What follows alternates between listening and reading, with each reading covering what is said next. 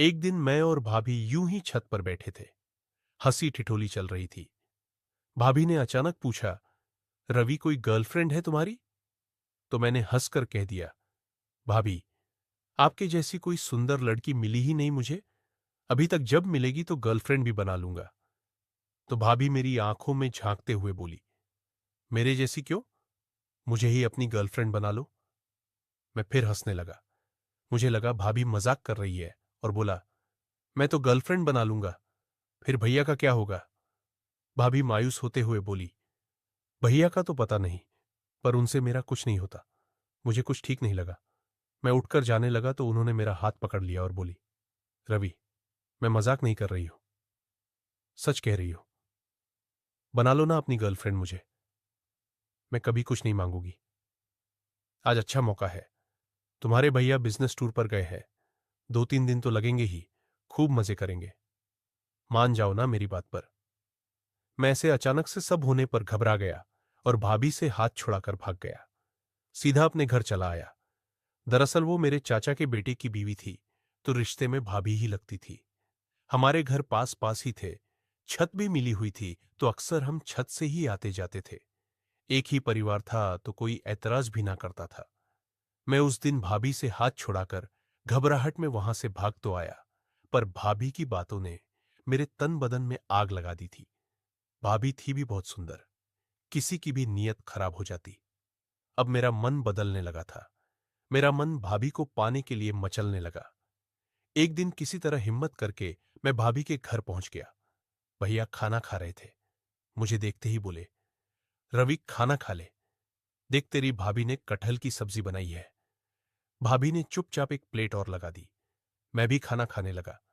हम दोनों भाइयों ने जमकर भाभी की तारीफ की, पर भाभी कुछ ना बोली। मैं भी भैया से बातें करके अपने घर चला आया। भाभी का ये रूखा व्यवहार मुझसे बर्दाश्त नहीं हो रहा था, वरना मैं उनके घर कभी भी जाता। वह मुझसे हंसकर ही बात करती, खूब मजाक करते।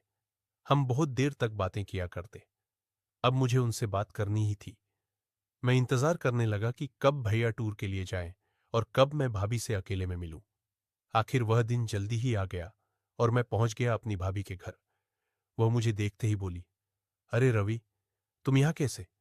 तुम्हारे भैया यहां नहीं है? नहीं भाभी, मैं भैया से नहीं, तुमसे मिलने आया हूं। क्यों? मुझे क्या काम पड़ गया तुम्हें? देवर जी भाभी, मैं आपसे उस दिन के लिए माफी मांगना चाहता हूं। उस दिन सब इतना अचानक से हुआ कि मैं संभाल नहीं पाया अपने आप को, इसीलिए हड़बड़ाहट में न कर दिया। आप मुझे एक मौका दो। मैं आपको शिकायत का मौका नहीं दूंगा। खुश कर दूंगा भाभी। मैंने भाभी को पीछे से अपनी बाहों में भरते हुए कहा, मैं जानता हूं भैया, आपको वह सुख नहीं दे पाते, इसलिए आपको यह सब करने की सूझी। पर आप फिक्र मत करो। मैं आपको कभी अकेले नहीं छोड़ूंगा। मैं आपकी हर जरूरत को पूरा करूंगा। भाभी बोली, ठीक है, तुम्हारे भैया इस बार पूरे 4 दिन के लिए बाहर गए हैं।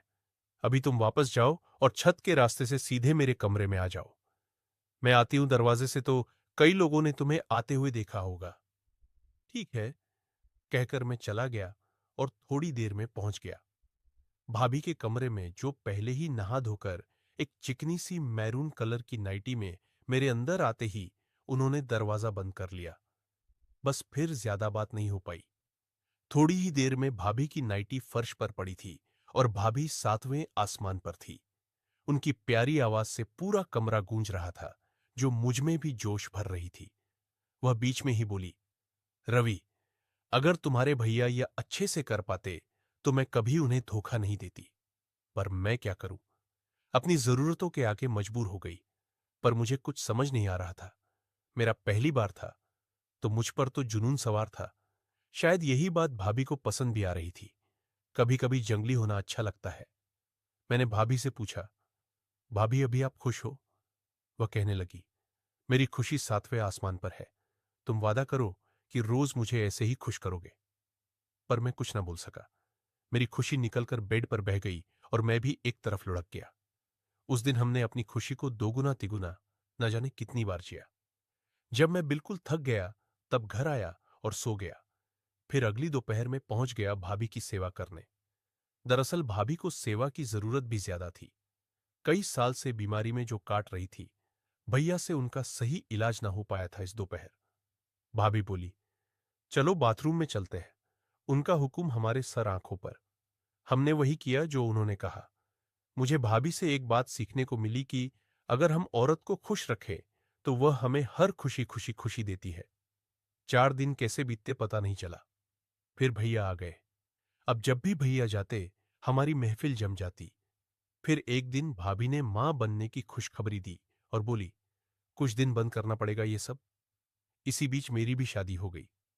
भाभी अपने बच्चे में व्यस्त हो गई और मैं अपनी गृहस्थी में। अब जब भी भाभी मिलती है तो हम अब भी अपनी खुशी बांटते हैं, पर अब रोज नहीं हो पाता। बस वह एक ही बात कहती है, रवि, तूने मेरा घर बचा लिया।